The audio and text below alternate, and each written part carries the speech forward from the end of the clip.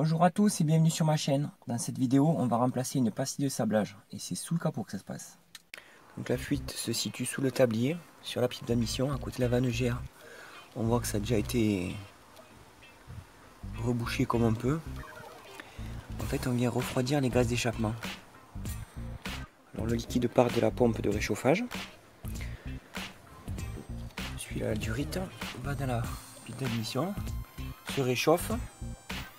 Et ça a deux fonctions en fait. Ça aide à chauffer le moteur en réchauffant le liquide. Ça va aussi pour le chauffage dans l'habitacle, le radiateur de chauffage.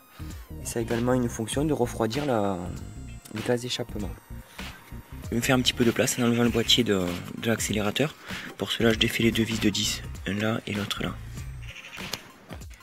Alors pour ceux qui n'ont jamais fait le Paris-Dakar, voici le bouchon qu'il y avait. Bout de chambre à air. Sûrement du Sika ou une connerie comme ça. De la pâte mis par-dessus la pastille. Et je vois que c'est une pièce vachement légère, je sais pas ce que c'est comme pièce. Je pense que ça a dû faire plusieurs fois, République française. Je reconnais même pas cette pièce. Pourtant j'ai dû la connaître.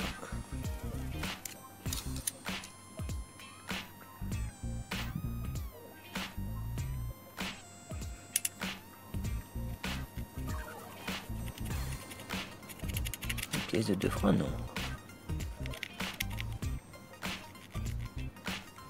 2 francs de 1950. Ouais, je sais même pas que ça existait. Celle-là, je l'ai pas connue par contre. Comme quoi, dans la Jeep américaine, on fait des trouvailles. Il faut là de la valeur. Si on voit bien. Elle est vachement légère. Les anciens francs. Voilà, j'ai fait un peu de place autour, on voit que ça goûte. Alors je vais aspirer directement par le bocal pour éviter de tout vider.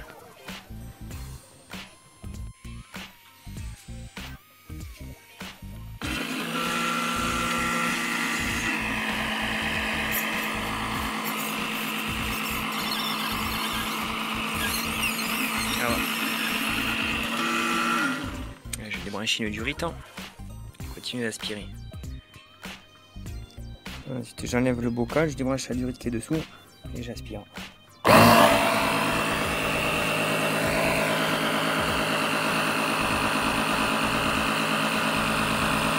Une fois bien séché et nettoyé, nous voici dans le vif du sujet. On peut voir le trou par lequel le liquide sort. Habituellement, pour sortir la pastille, on tape dessus. Le problème, c'est que nous ne sommes pas à la verticale. Il va falloir être patient et minutieux. Pour frapper sur la pastille, je me sers d'un empilage de rallonge à cliquer. Il y en a 3 en tout.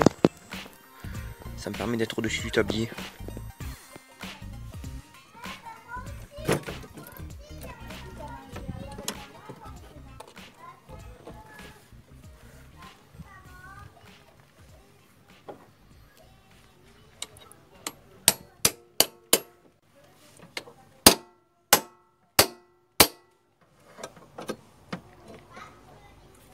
Voilà, on est tombé dedans, il n'y a plus qu'à l'enlever.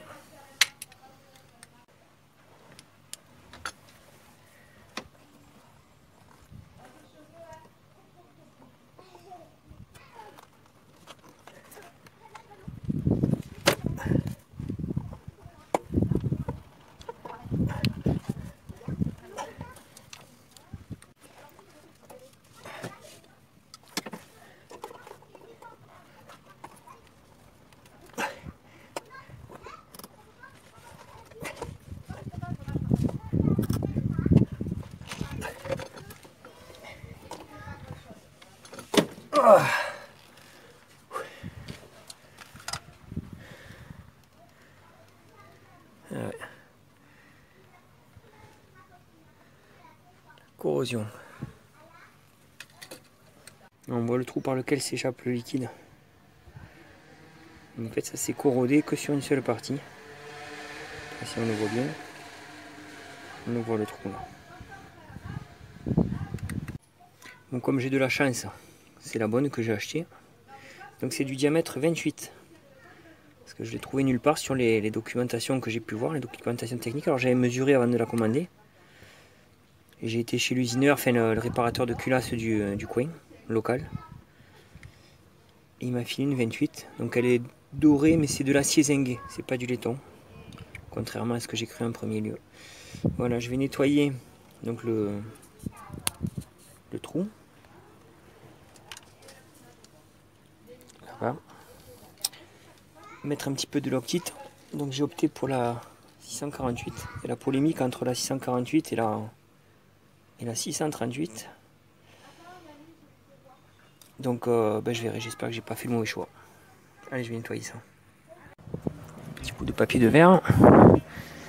Histoire de dire que les bords sont lisses.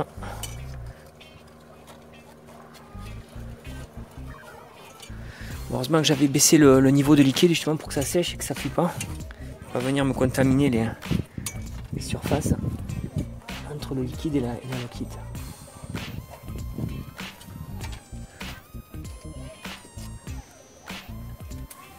Des fois il faudra avoir deux mains gauches.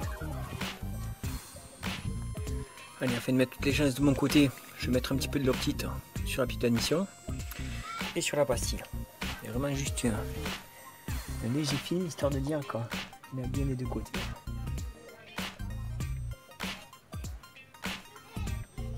Je me suis jamais servi. Donc je peux pas.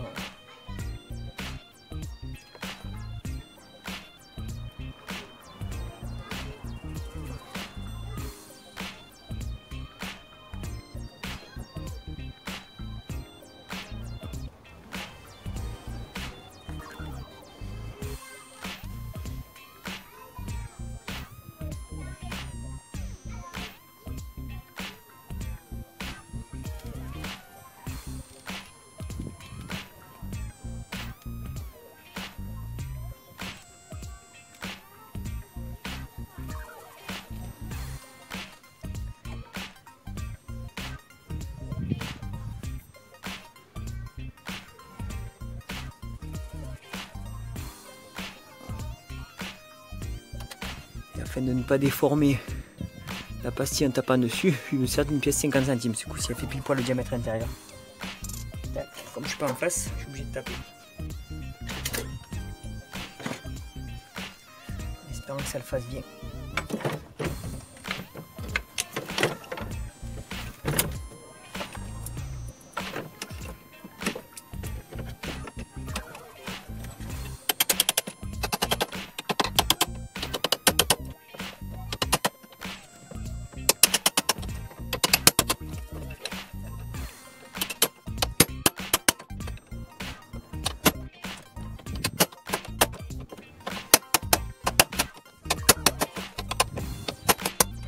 Voilà.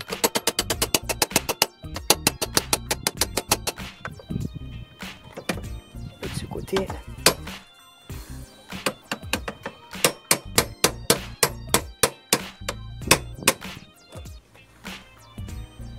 Allez.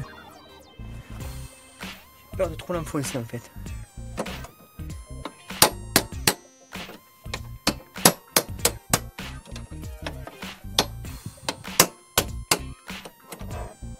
Allez, on va dire que c'est bon. Le mieux est l'ennemi du bien.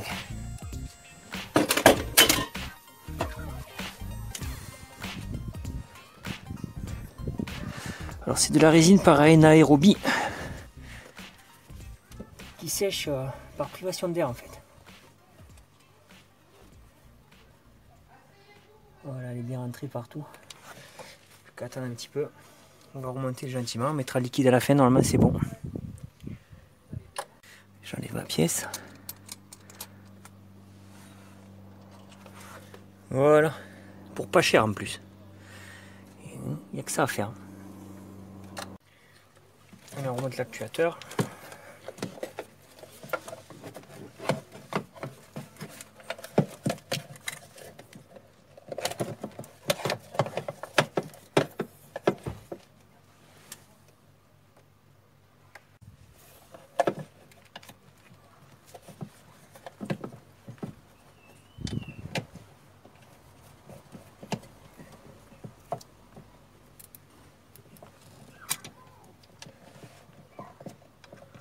Finalement, ça aura bien été.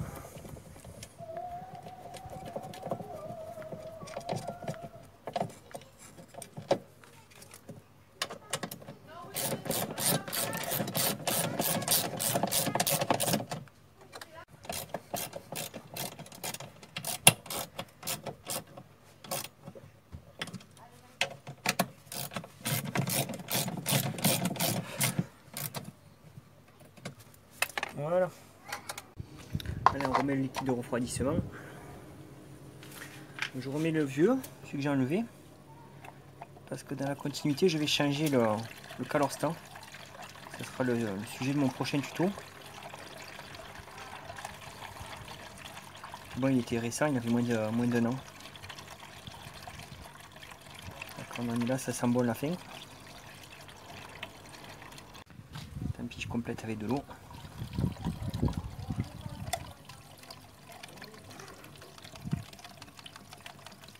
C'est temporaire, je pense recevoir mon calorstat d'ici 2 jours.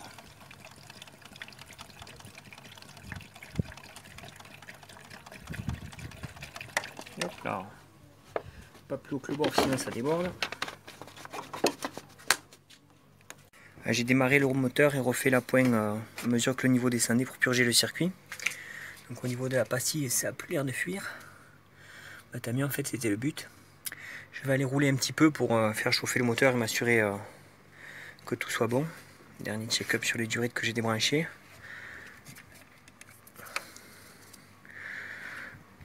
Si c'est la première fois que tu viens sur ma chaîne, n'hésite pas à t'abonner. Il y a plein d'autres tutos à venir.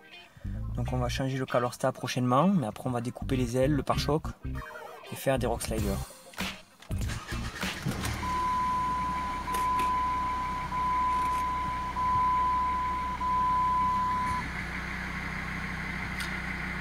Allez, à plus.